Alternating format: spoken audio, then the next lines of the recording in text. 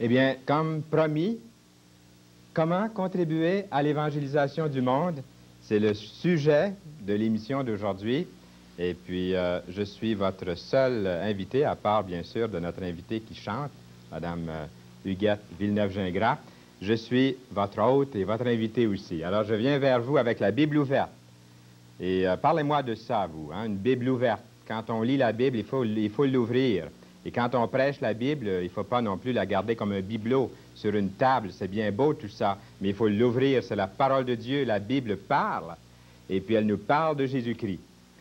Et vous allez peut-être être un petit peu surpris aujourd'hui. J'aimerais m'adresser aux chrétiens qui sont à l'écoute. Je m'adresse à tous ceux qui sont nés de nouveau. Si les autres veulent écouter, ils sont les bienvenus aussi. S'ils veulent écouter pour entendre ce qu'un chrétien évangélique dit à un autre chrétien évangélique, vous allez voir ce qu'on dit. Nous voulons encourager tous les chrétiens, tous ceux qui sont nés de nouveau, à vraiment témoigner pour le Seigneur. C'est la seule façon que nous pourrons annoncer la bonne nouvelle au monde entier. C'est maintenant le moment d'annoncer la bonne nouvelle de Jésus au monde entier. N'attendez pas d'être parfaitement entraîné ou de recevoir un appel personnel. Je me souviens, il y a quelques années, je visitais quelqu'un dans la petite ville de Montmagny, dans le bas du fleuve. Un monsieur que je visitais régulièrement. Puis, il attendait d'être parfaitement entraîné pour témoigner de Jésus-Christ aux autres. Il me disait toujours, « Je suis rendu là à telle place dans la Bible. J'en ai encore beaucoup à lire, » il me disait. Puis moi, j'essayais de l'encourager à commencer tout de suite à témoigner. Je disais, attendez pas, vous avez déjà un tiers de la Bible de lu.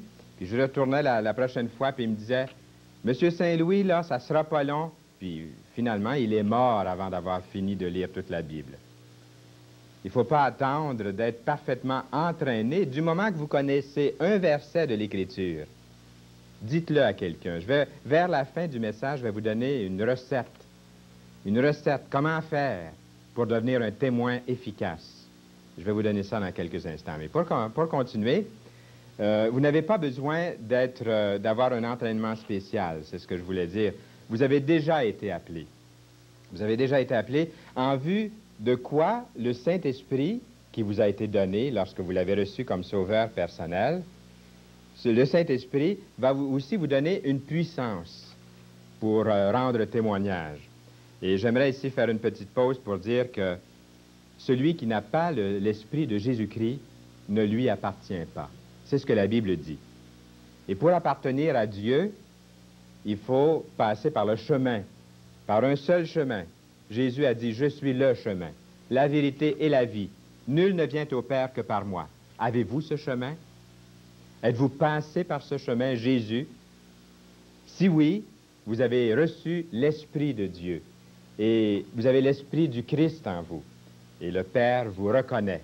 Jésus a dit, vous recevrez une puissance, le Saint-Esprit survenant sur vous, et vous serez mes témoins. Et puis, ça, c'est écrit dans les Actes des Apôtres, chapitre 1, verset 8. En vue de quoi Jésus a-t-il dit, vous recevrez une puissance? Eh bien, vous serez mes témoins. Vous devenez témoins du Seigneur Jésus-Christ par la puissance qui vous est donnée, la puissance de Dieu, l'Esprit de Dieu. Et puis la mission, elle est très grande, jusqu'aux extrémités de la terre, en passant par la rive sud de Montréal, Sorel, maintenant que je suis parti, il faut nommer toutes les régions, j'espère que j'en oublierai pas, vous à Granby, toute la région de la Mauricie, Trois-Rivières, Cap-de-la-Madeleine, Shawinigan, Grand-Mère. Vous, là, qui regardez l'émission dans ces régions-là, le Seigneur a dit jusqu'aux extrémités de la terre, en passant par le bas du fleuve, Sainte-Anne-de-la-Pocatière, en allant vers les portes de la Gaspésie. Est-ce que c'est Rivière-du-Loup, les portes? Il y en a qui s'argumentent un petit peu à savoir ce que ce sont vraiment les portes de la Gaspésie. Peut-être que c'est Rivière-du-Loup ou la fin du bas du fleuve. On ne se bagarrera pas sur cette question-là. C'est jusqu'aux extrémités de la province de Québec aussi. Et si nous continuons, ça va aussi jusqu'au nord, jusqu'à Manic 1, Bécomo, Haute-Rive, cette région-là. Bien sûr, Dieu ne s'attend pas à ce que le monde entier soit atteint par le témoignage d'une seule personne.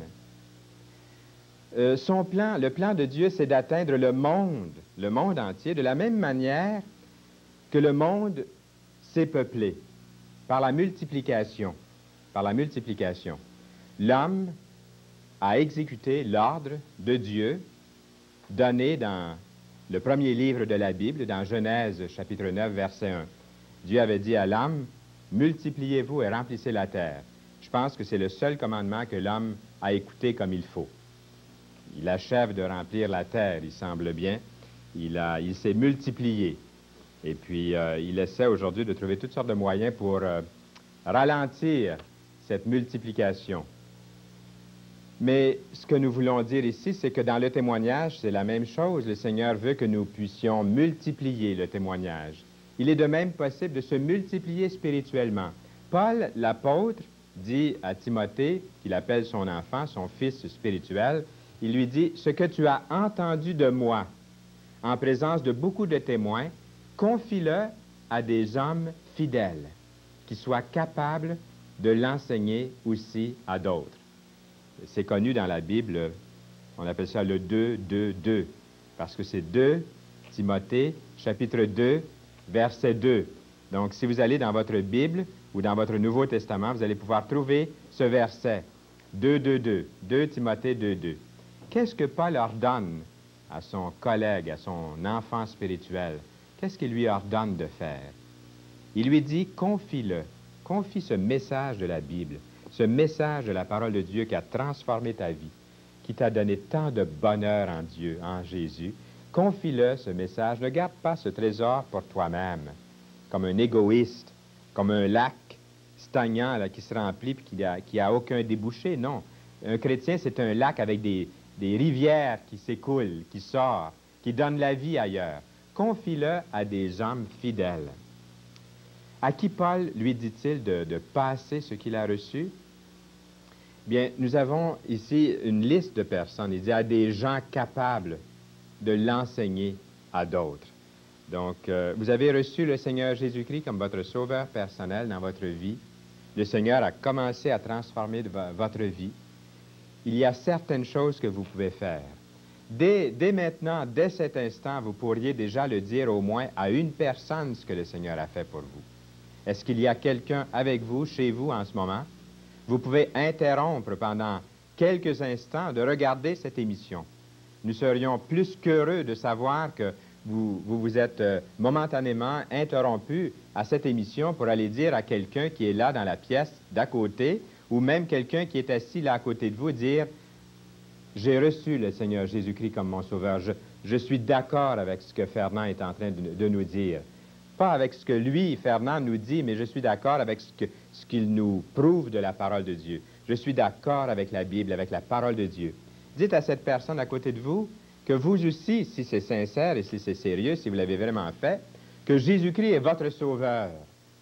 Et puis, déjà, vous commencez à répandre autour de vous, à enseigner à d'autres ce que le Seigneur vous a laissé.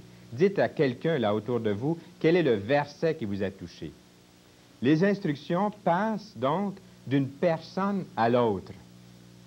Et notez le nom des personnes mentionnées dans ce verset.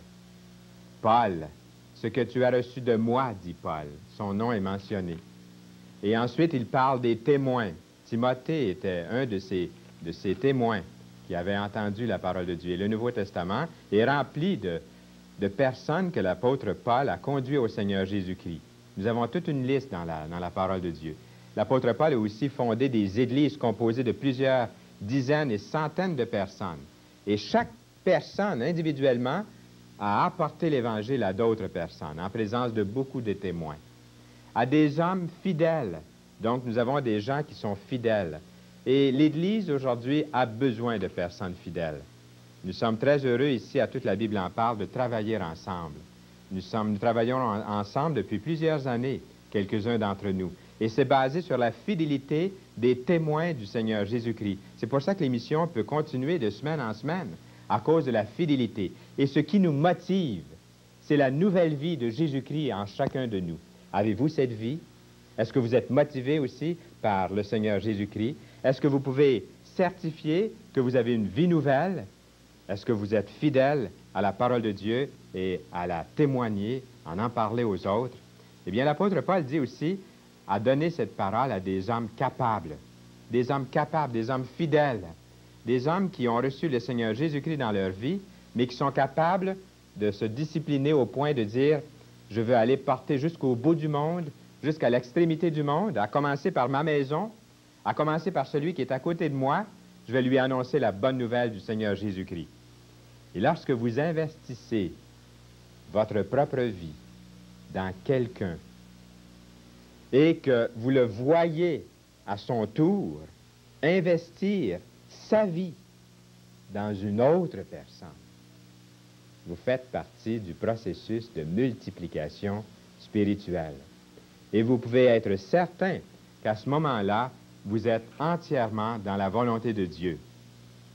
Le plus grand commandement que Jésus a donné à ceux qui l'ont reçu comme Sauveur et Seigneur, c'était « Allez, faites de toutes les nations des disciples, baptisez-les au nom du Père, du Fils et du Saint-Esprit. » Dieu ne nous a pas seulement dit ce qu'il fallait faire. Il nous a encore donné un plan, un blueprint, un plan pour mener cette tâche à bien. Personne ne sait exactement combien de temps il vivra. Supposez un instant que vous viviez jusqu'à l'âge de 70 ans. Combien d'années pourriez-vous encore consacrer aux autres dans ce cas-là? Si je parle pour moi, je vous dévoile mon âge, je n'en ai que pour 21 ans à consacrer ma vie aux autres. C'est tellement court. Je me souviens, le Seigneur a été bon pour moi puisque je l'ai accepté lorsque je n'avais que 11 ans. J'étais un jeune homme, un jeune enfant. J'ai grandi, tout ça, pas tellement grand, j'ai grandi un peu.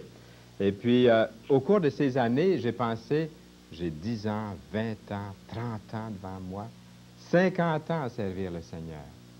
Mais si ma vie est relativement comme la plupart des gens, si je me rends à 70 ans, je n'ai quand même qu'un petit 21 ans encore à consacrer. C'est pas beaucoup. Un chrétien devrait être capable d'aider un nouveau converti à grandir spirituellement, de telle sorte qu'au bout de 2 ans, il soit capable d'aider à son tour un nouveau-né dans la foi, au bout de 2 ans. Cela vous paraît-il raisonnable, d'après votre propre expérience? Si oui, au bout de 2 ans, vous serez 2 à pouvoir multiplier votre vie. En 4 ans, vous serez 4. En 6 ans, 8. En 8 ans, 16. Calculez maintenant combien de personnes vous pourriez atteindre pendant le reste de votre vie. Eh bien, c'est ce que ça va vous donner comme défi. Est-ce que vous voulez relever ce défi? Le Seigneur vous appelle, vous êtes déjà appelé à le servir, à témoigner pour lui. Jésus, voyant les foules au travers de quelques individus, il aimait chaque être humain.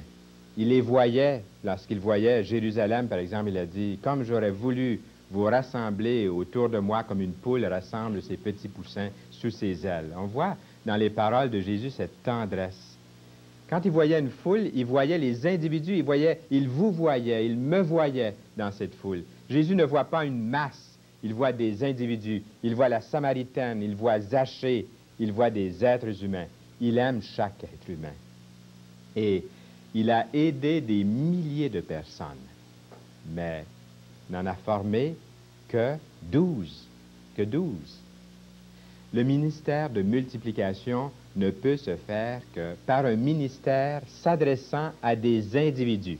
C'est pour ça que je vous dis de tout de suite témoigner à quelqu'un dans votre voisinage. C'est ainsi que Paul a communiqué sa vie à Timothée. Si vous lisez dans 2 Timothée, chapitre 3, verset 10, vous allez lire Paul qui parle à Timothée, il lui dit, « Tu as suivi de près mon enseignement. » Et un peu plus loin, il ajoute, « Et ma conduite. » Il n'y a pas seulement la parole que vous allez annoncer aux autres, les textes, les versets que vous allez leur montrer, que vous allez leur lire, les versets que vous avez soulignés qui ont été une bénédiction pour vous, vous allez le montrer, mais il y a aussi votre vie personnelle. l'apôtre Paul dit, tu as suivi de près mon enseignement et ma conduite. On atteint la foule par les individus. Avez-vous demandé à Dieu de vous donner une personne à qui vous permettre de mettre 2 Timothée 2:2 en pratique? Est-ce que vous lui avez demandé au Seigneur? Si vous laissez Dieu communiquer sa vie à un être humain, par votre intermédiaire, vous participerez à la transformation du monde pour le Seigneur Jésus-Christ. Pratiquement, comment allez-vous permettre à Dieu de vous employer à son plan de multiplication spirituelle? J'aimerais vous donner une recette. En terminant ce message, je voudrais que vous puissiez avoir quelque chose de concret. Premièrement, je vous demanderais de dire ce soir même ou aujourd'hui même, tout dépendant de l'heure de cette émission que vous regardez, dites au moins à 3 personnes que vous avez reçu le Seigneur Jésus-Christ comme votre sauveur personnel. Appelez quelqu'un au téléphone et nous aimerions être les premiers qui ont ce privilège, qui aura ce privilège d'avoir votre appel. Appelez quelqu'un pour lui dire que Jésus est votre Seigneur. Et ensuite, que pouvez-vous faire pour engager davantage dans l'annonce de la bonne nouvelle de Jésus-Christ? Eh bien, vous pouvez prier et remercier le Seigneur Jésus-Christ. Premièrement, acceptez-le comme Sauveur et Seigneur. Commencez à lire sa parole. Témoignez autour de vous. Et puis, joignez-vous à un groupe d'une étude biblique dans votre voisinage. Il y a certainement un groupe biblique pas très loin de chez vous qui annonce la vérité, la parole de Dieu. Et joignez-vous à eux et étudiez la parole du Seigneur.